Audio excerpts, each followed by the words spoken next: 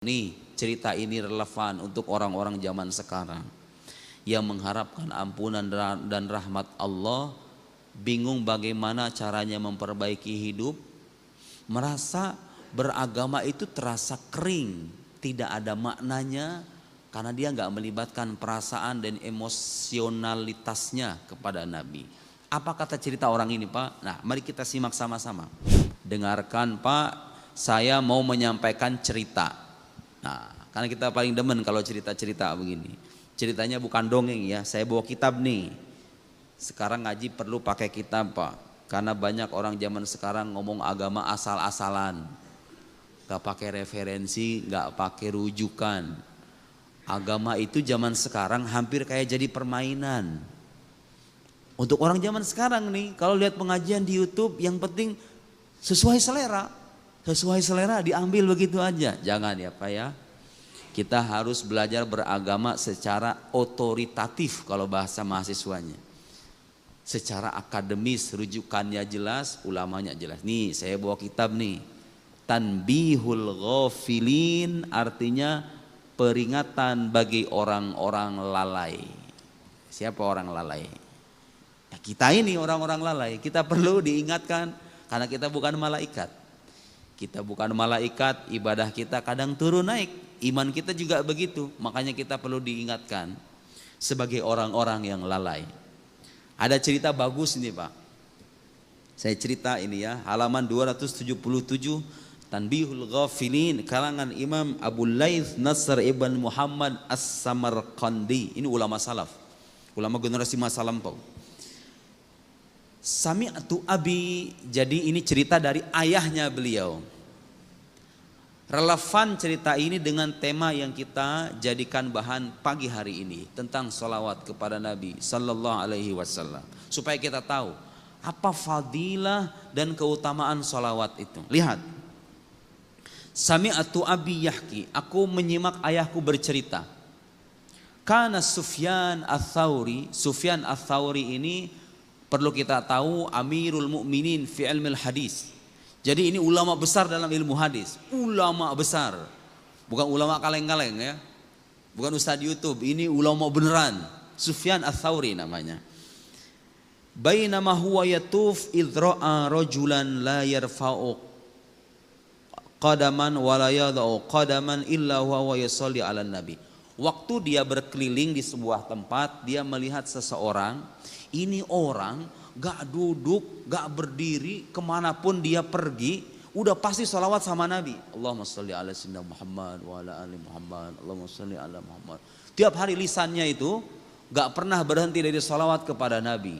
Bangun dari sholat, pergi ke kamar mandi, 5 menit lumayan kan, salawat kepada Nabi. Selesai dari kamar mandi, ke musola lagi, kira-kira begitu, salawat kepada Nabi. Mau naik kendaraan, salawat sama Nabi. Selalu salawat kepada Nabi. Lalu Sufyan Ats-Tsauri nanya sama orang ini.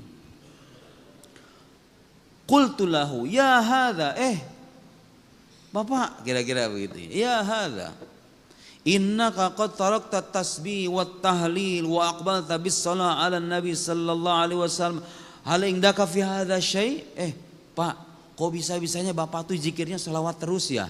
Meninggalkan tasbih, meninggalkan tahlil. Tahlil maksudnya ucapan la ilaha illallah ya. Tahlil itu maksudnya ucapan la ilaha illallah. Bukan tahlil versi orang Indonesia dalam arti ngeriung gitu. Kemudian dikasih makanan, kemudian itu salah satu tahlil versi orang Indonesia. Karena dalam tahlil itu kita baca tahlil juga. Dalam tahlilan itu kita baca tahlil juga. Kok bisa kamu itu zikirnya hanya sholawat saja, meninggalkan tasbih, meninggalkan tahlil, lalu engkau terus menerus salawat kepada Nabi. Ada apa? Kata Sufyan Ats-Tsauri nanya sama orang itu. Kok bisa kamu cara berzikirnya begitu? Qala,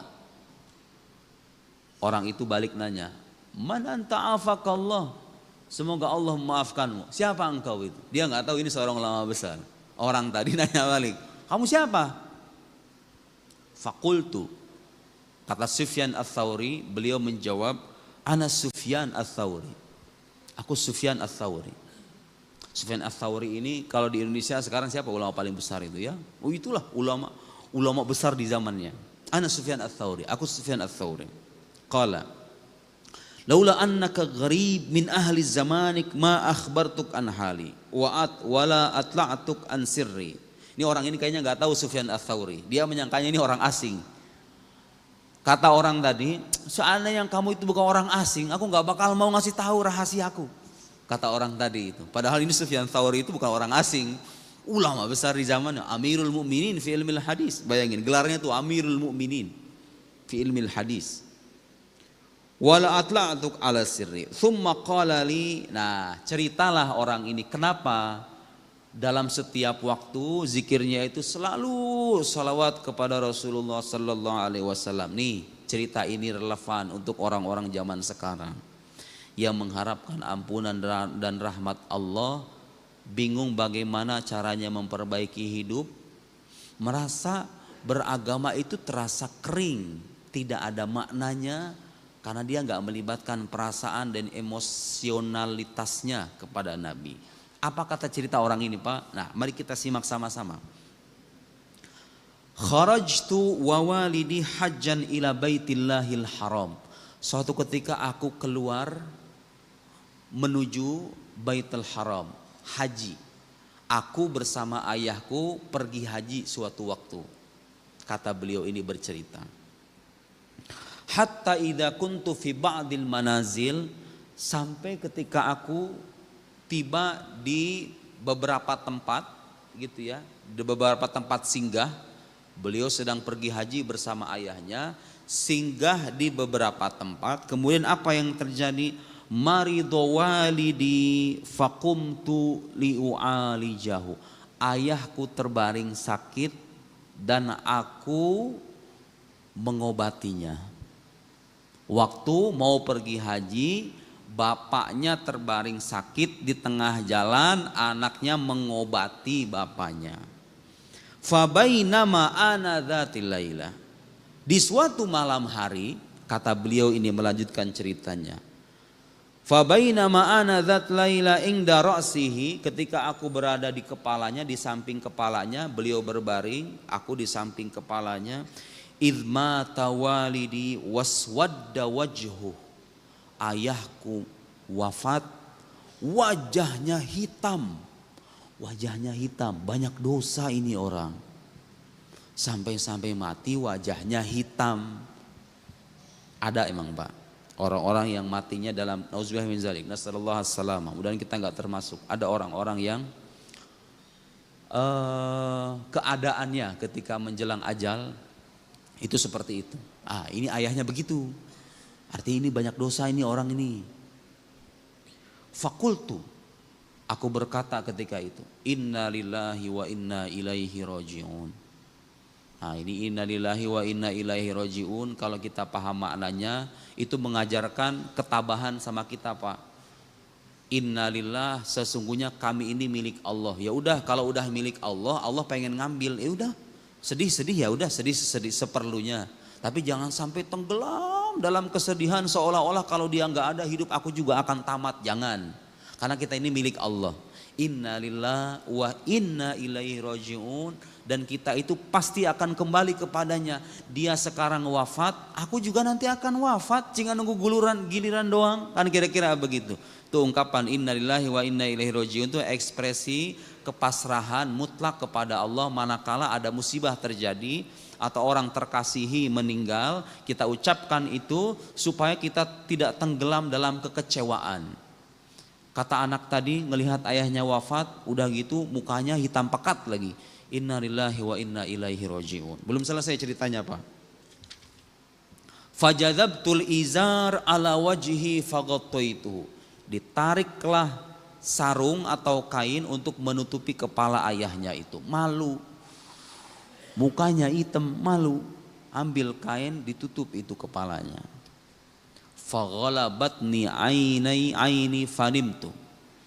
Tiba-tiba aku tertidur, ngantuk.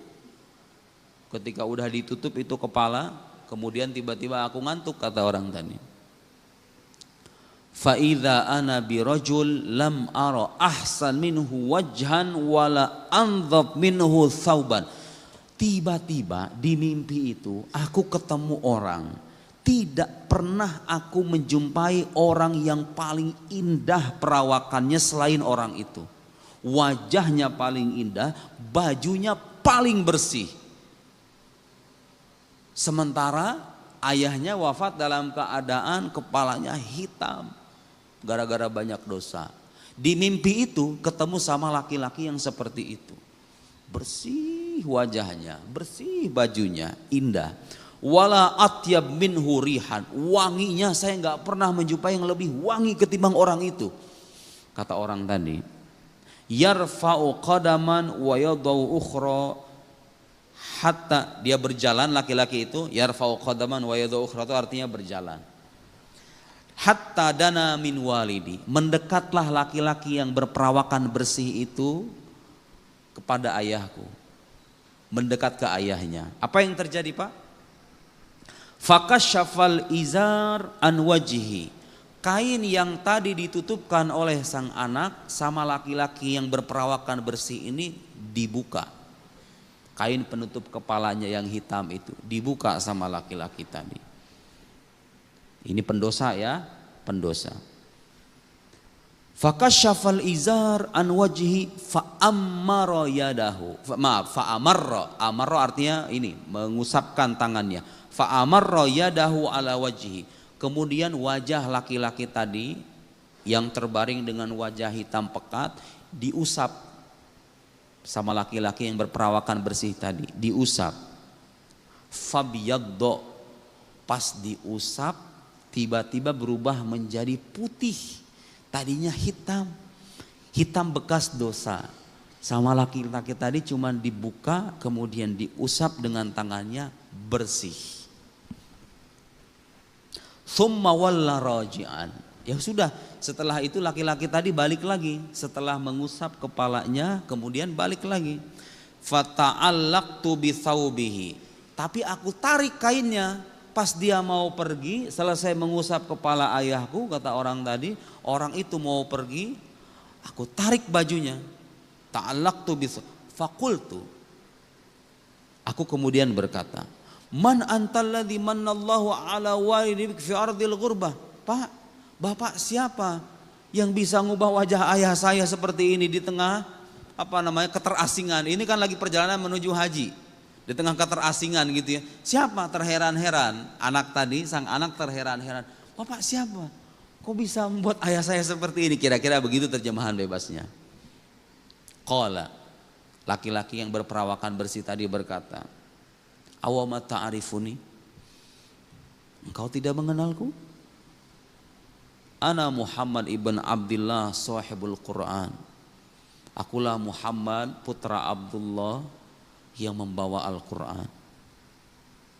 Rasulullah sallallahu alaihi wasallam datang dalam mimpi mengusap kepala ayahnya yang penuh dosa itu dengan usapan tangan Rasulullah, putih semuanya. Amma inna walidaka kana musrifan ala nafsihi. Betul nak, ayahmu itu pendosa, musrif. Musrif itu Pak, bukan cuma pendosa, melampaui batas dalam berbuat dosa. Melampaui batas. Jadi kalau misalnya maksiat, bukan maksiat bolong-bolong, emang kerjaannya maksiat. Kan ada yang kayak begitu orang. Maksiat itu sudah mendarah daging dalam kehidupannya. Kan ada itu yang kayak begitu. Amma inna walidaka musrifan ala nafsi, kana musrifan ala nafsihi, walakin, tapi kata Nabi apa? Kana yukthirus sholata alai. Allahu Akbar. Tapi ayahmu ini nak banyak membaca solawat kepadaku. Falamma nazala bihi ma nazal, ketika dia ditimpa oleh musibah yang menimpa dia, sakaratul maut, maksudnya pas sudah sakaratul maut, Israil datang, istaghatsabi, dia minta pertolonganku. Istaghatsa artinya minta pertolongan. Wa ana ghiyatsu liman aktsaras sholata ar-rasul lawajadullaha tawwabar rahima. Seandainya kata Al-Quran mereka itu ketika menzolimi mereka. Ini kita zolim sama diri kita kan banyak Pak. Udah ngaku aja. Saya, Bapak, semuanya kita samanya pelaku kezoliman, pelaku kemaksiatan. Kita banyak dosa. Seandainya ketika mereka berbuat dosa, idzalamu anfusahum ja'uka, datang kepadamu wahai Muhammad. Ingat ya, ini nggak hanya berlaku bagi orang dulu yang ada nabinya beneran, sekarang juga berlaku. Nabi itu masih ada dengan rohnya. Kalau seandainya kita berbuat zolim, terus kita datang ke Nabi Muhammad dengan banyak apa? Banyak membaca sholawat. Kalau kita sekarang, kalau pergi ke Madinah perlu biaya Pak. Cara termudahnya banyak baca sholawat.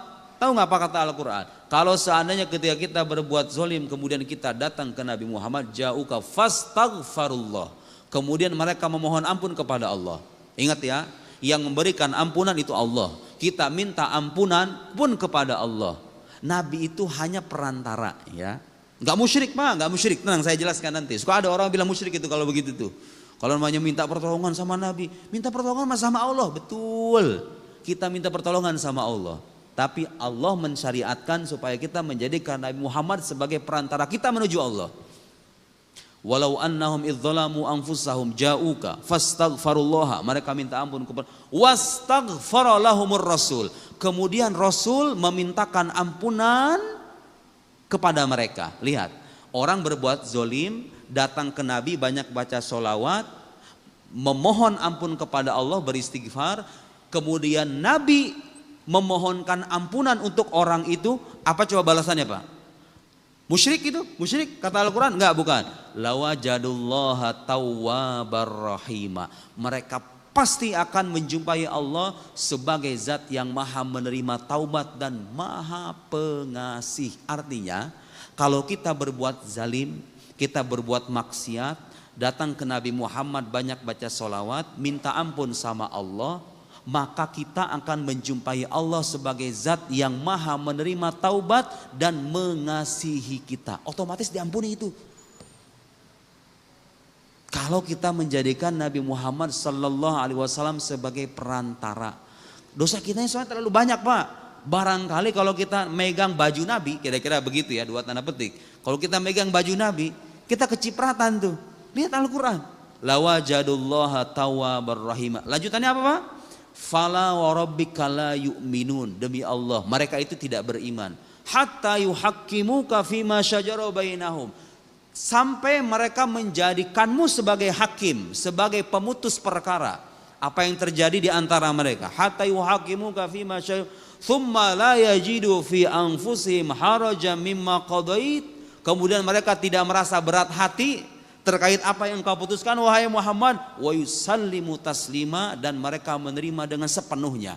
Makanya orang itu hanya bisa dikatakan beriman kalau menjadikan Muhammad sebagai satu-satunya pedoman hidup dan pemutus perkara hidupnya.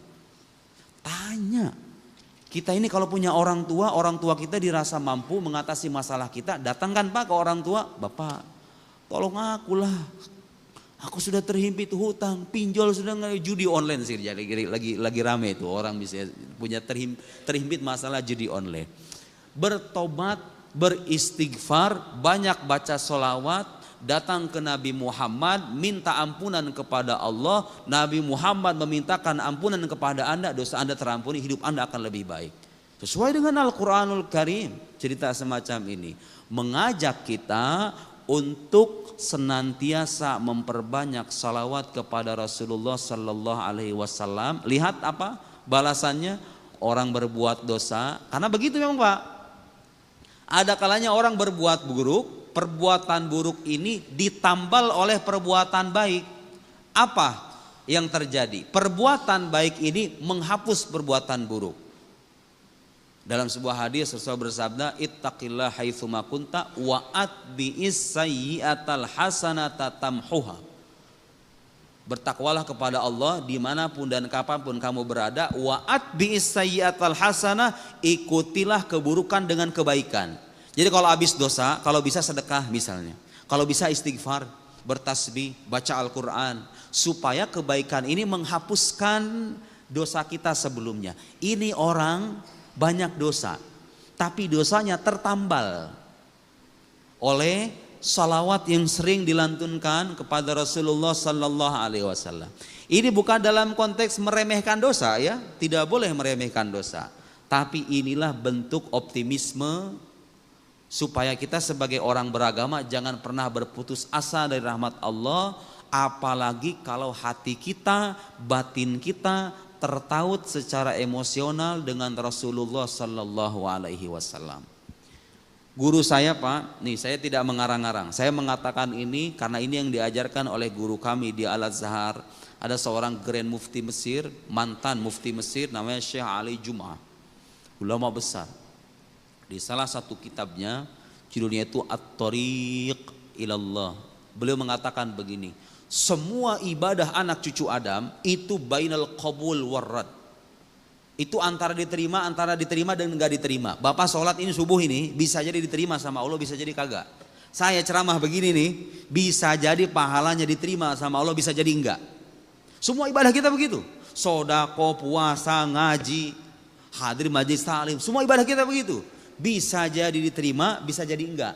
Satu-satunya Pak, satu-satunya ibadah dalam Islam yang udah pasti diterima, hatta dari orang fasik sekalipun, kata beliau.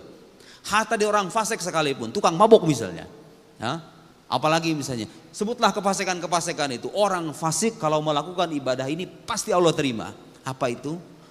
As-salah ala Nabi Sallallahu Alaihi Wasallam, bersalawat kepada Nabi Sallallahu Alaihi Wasallam. Kenapa kata beliau? Kenapa? Karena ini ibadah berkaitan langsung dengan kekasih Allah.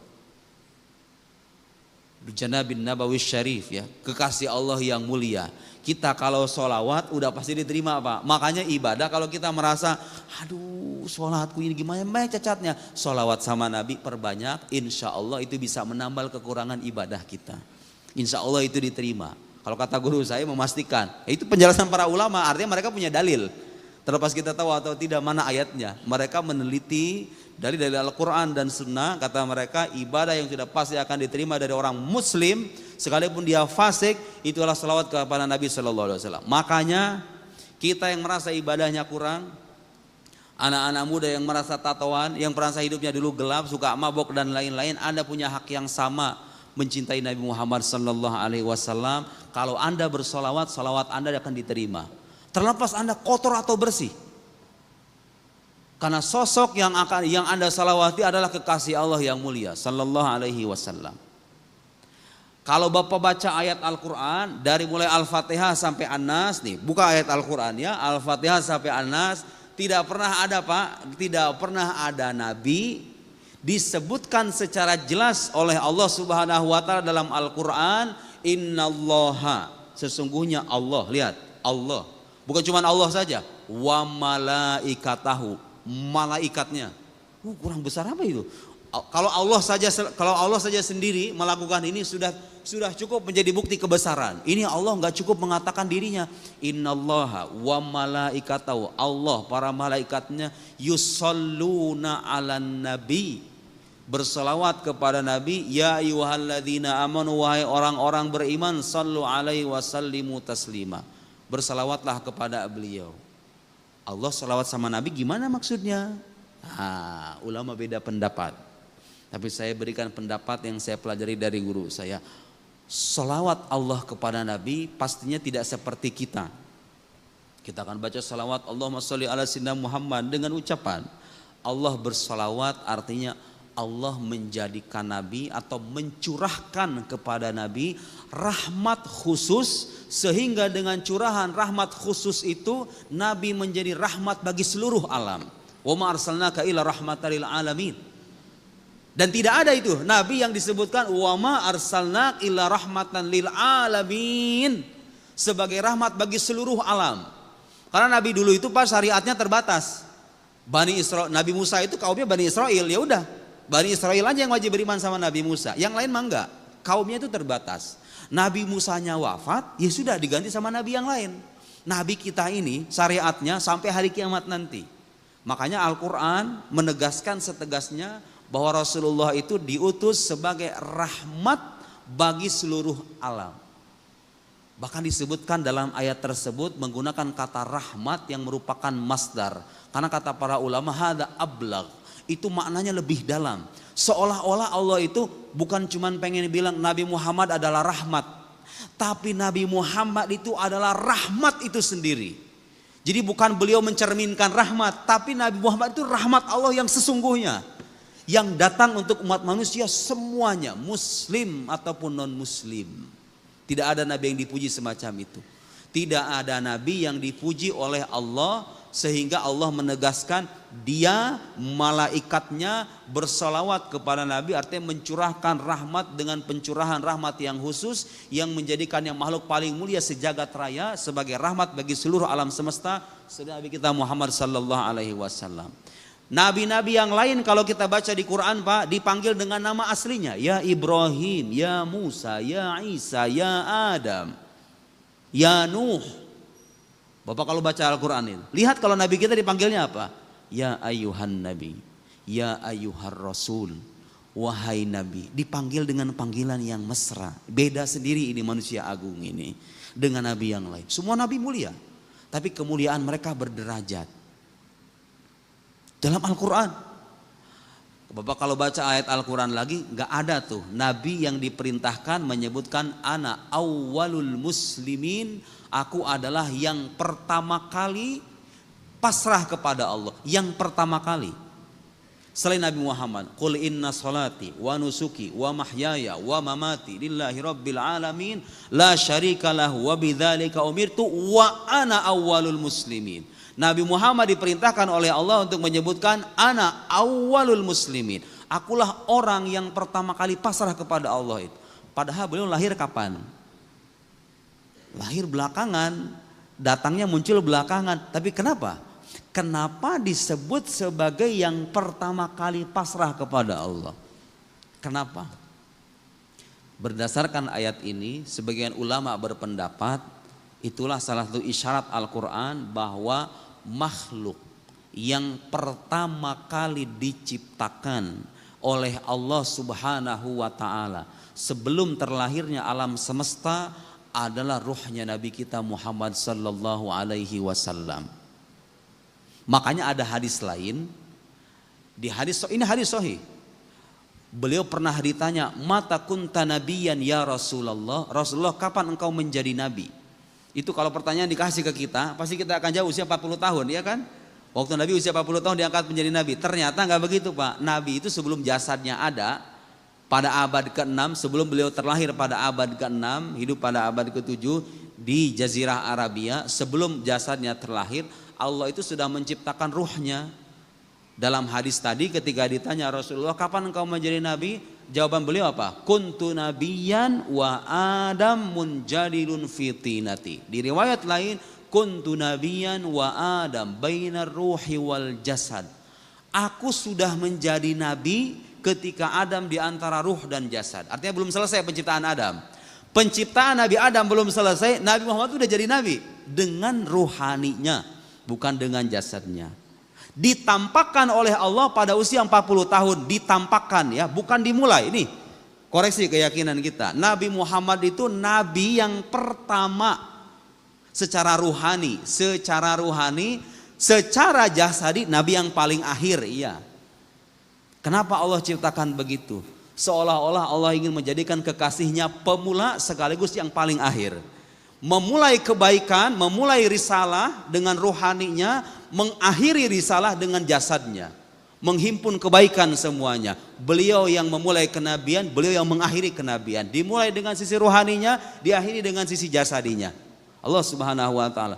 Allah ciptakan Nabi Muhammad Pak pada hari Senin. Saya pernah nanya itu sama beberapa jemaah, tahu nggak kenapa Pak Nabi Muhammad ciptakan hari Senin? Senin itu dalam bahasa Arab ithnain. Ithnain itu artinya dua. Allah Subhanahu wa ta'ala wahid, wa ilahukum ilahu wahid. Allah adalah zat yang esa. Wahid artinya satu, itsnain artinya dua. Allah ciptakan Nabi Muhammad pada hari Senin seolah-olah Allah ingin mengabarkan kepada seluruh makhluknya bahwa antara aku dengan Muhammad tuh gak ada perantara sama sekali. Mengisyaratkan kedekatan yang sedemikian dahsyat antara Allah Subhanahu wa ta'ala sebagai pencipta dengan makhluknya yang paling mulia. Seolah-olah tidak ada perantara antara satu dengan dua, kan langsung satu dengan dua itu isyarat kepada kita bahwa ini makhluk mulia, makhluk yang spesial, tidak ada padanannya dalam makhluk manapun. Kalau kita baca sejarah hidupnya luar biasa. Usia kita, usia Bapak, usia saya nggak akan pernah cukup untuk membicarakan keistimewaan yang tadi kita sebutkan itu. Itulah diantara beberapa keistimewaan salawat kepada Nabi Sallallahu Alaihi Wasallam yang harus kita ketahui sebagai Muslim, bahwa salawat bisa yukaffir sayyiat, bisa menghapus dosa-dosa.